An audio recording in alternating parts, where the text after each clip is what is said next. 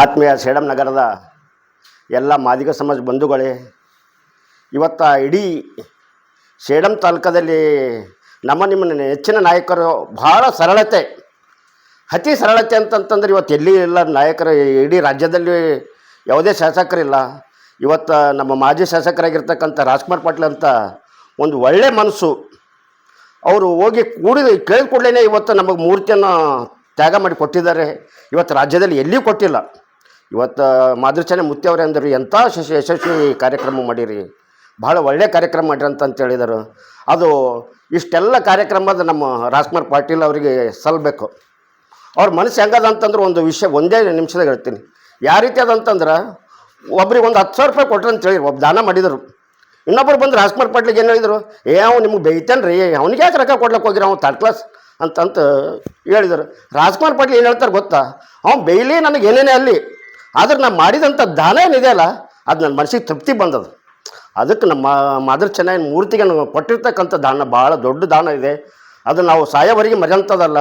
ಇಂಥ ಒಳ್ಳೆಯ ಒಂದು ಅವಕಾಶ ನಮಗೆ ಸಿಕ್ಕಿದೆ. ಅವ್ರನಿಂತ ಮುಂದೆ ಅವರು ಶಾಸಕರಾಗಲಿ ಅಂತೇಳಿ ನಾವೆಲ್ಲರೂ ನಿಮ್ಮೆಲ್ಲರೂ ಪರವಾಗಿ ನಾನು ಬೇಡ್ಕೊತೀನಿ. ನನ್ನ 2 ಮಾತು ಮುಗಿಸ್ತೀನಿ.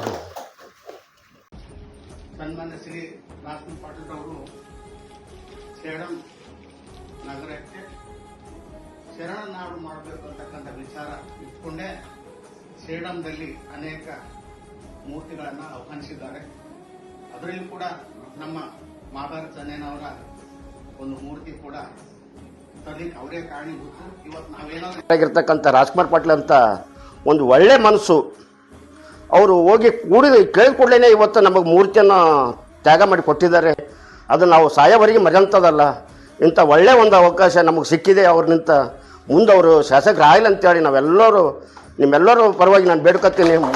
ನನ್ನ 2 ಮಾತು. ದೈವ ಇಚ್ಛೆ ಏನೋ ಗೊತ್ತಿಲ್ಲ, ಈ ಮಾದಿಗ ಸಮಾಜಕ್ಕೆ ಮೆಚ್ಚೇನಪ್ಪ ಅಂದ್ರೆ ಎಲ್ಲ ರೀತಿಯ ಸಹಕಾರ ನೀಡಿರುವಂಥ ಏಕೈಕ ವ್ಯಕ್ತಿ ಅಂತಂದರೆ ರಾಜ್ಕುಮಾರ್ ಪಾಟೀಲ್ ಅಂತ ಹೇಳೋಕ್ಕೆ ಇಷ್ಟಪಡ್ತೀನಿ. ಮಾಜಿ ಶಾಸಕರಾದ ನಮ್ಮ ಆತ್ಮೀಯ ಗೌಡರು ಅವರ ಸಮ್ಮುಖದಲ್ಲಿ ಈ ಮಾದರ ಚೆನ್ನವರ ಮೂರ್ತಿ ಬಂದದಕ್ಕೆ ಘಂಟಾಘೋಷವಾಗಿ ಹೇಳಕ್ಕೆ ನಾವು ಸೇಡಂ ತಾಲೂಕದಲ್ಲಿ ಡಾಕ್ಟರ್ ಬಾಬಾ ಸಾಹೇಬ್ ಅಂಬೇಡ್ಕರ್ ಮೂರ್ತಿ ಬಿಟ್ಟು ಬೇರೆ ಮೂರ್ತಿನೇ ಇರಲಿಲ್ಲ. ಎಲ್ಲಾ ಮೂರ್ತಿಗಳು ಸ್ಥಾಪನೆಗೆ ಆಗುವಂತ ಕಾರಣಕರ್ತರು ನಮ್ಮ ರಾಜ್ಕುಮಾರ್ ಪಾಟೀಲ್ ಸರ್ ಅವರು. ಏನು ಬಸವ ಕಲ್ಯಾಣದಲ್ಲಿ ಯಾವ ತರ ಅನುಭವ ಮಂಟಪದಲ್ಲಿ ಬಸವಣ್ಣನವರು ಎಲ್ಲಾ ಶರಣರಿಗೆ ಸೇರಿಸಿದ್ರು, ಆ ರೀತಿ ನಮ್ಮ ಸೇಡಂ ತಾಲೂಕದಲ್ಲಿ ಎಲ್ಲಾ ಶರಣರಿಗೆ ಸೇರಿಸಬೇಕಂತ ಅವರು